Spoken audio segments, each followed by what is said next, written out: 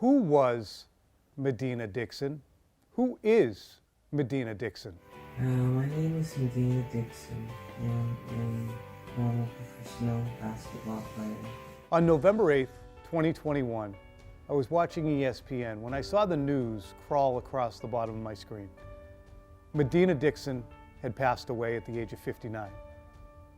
I knew who she was generally, but I needed to fill in the blanks a little bit more to recall exactly who Medina Dixon was. And frankly, that's too bad, because the story of Medina Dixon is one that deserves telling and retelling and retelling. Medina Dixon was ahead of her time as a basketball player, and she came of age in a very difficult time in Boston. In 1981, Medina and Patrick Ewing were the top recruits in the nation, both at Rindge Latin in the same year. Imagine that. Her college career began at the University of South Carolina. It ended at Old Dominion with a national championship in 1985. In the years that followed, Medina would lead the United States to a FIBA World Championship in 1990 and bronze medals at the Pan Am Games and the Summer Olympics in Barcelona in 1992. The sun was setting on Medina's professional career, just as a new dawn in women's basketball was upon us. Medina narrowly missed that window that would have gained her greater recognition. That's why she made those videos after being diagnosed with pancreatic cancer. And that's what makes them so poignant. They say it's terminal. So, I thought with everything going on, this virus and all that, I would tell my story to you guys, everyone, anyone who wants to listen. Just days after Medina passed, Julian Benbow of the Boston Globe wrote an outstanding appreciation of Medina. When you talk to Julian, he actually feels badly that he didn't know going in exactly who Medina was. I knew nothing really, which is a shame, because there's there are decades worth of players who never got an opportunity to play on a stage that puts them in front of the world. They have to go across the world to make a living. That is a generation that probably historically won't get enough credit, and definitely deserve. They laid like a lot of groundwork for people. 40 years ago, if it wasn't in the paper and it wasn't on TV, it didn't happen. And she came of age in a time when the racial animus in Boston was profound. And in the late 70s and early 80s, a girls basketball player from Mattapan playing at Cambridge Rindge Latin really had no shot at major coverage on a daily basis, even if she was the best player in the country. We live in a world that's like designed like systemically, like to marginalize and disadvantage women and people of color, right? So it's like, am I stunned that I didn't know it? No, she was a star women's athlete in a world that has been designed to kind of suppress the exposure of those athletes, right? So it's like, like the world strikes again. One of Medina's brothers, Rob, was just a year older than her. Rob played at UNH and was actually drafted in the 5th round by the Washington Bullets in 1983. Rob went to Thayer, and he works there now, running the celebrated Project Rise program. I mean, she could play any position on the floor, but Medina would get the rebound and lead the fast break. She'll throw a look-away pass or a bounce pass between a girl's legs. I mean, she did all this stuff when she was in high school.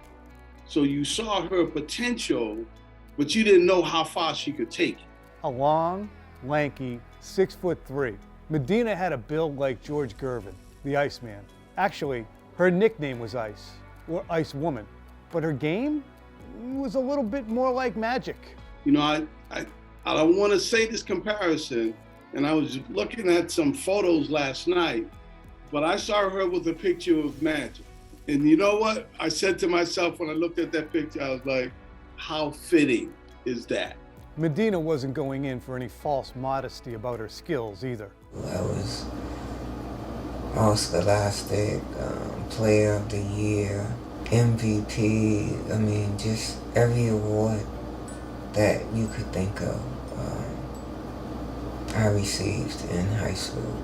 The racial imbalance in Boston's public schools led to a busing plan to help integrate them more fully. The plan's implementation was a disaster. For black high school athletes at that time, a road game was an invitation to taunting and abuse. The racial abuse that Patrick Ewing was subjected to was well documented and likely played a major role in his deciding to enroll at Georgetown instead of Boston College. Medina was not exempt from similar abuse. She heard it all, and there's only so much the coach at Rindge could do to protect her.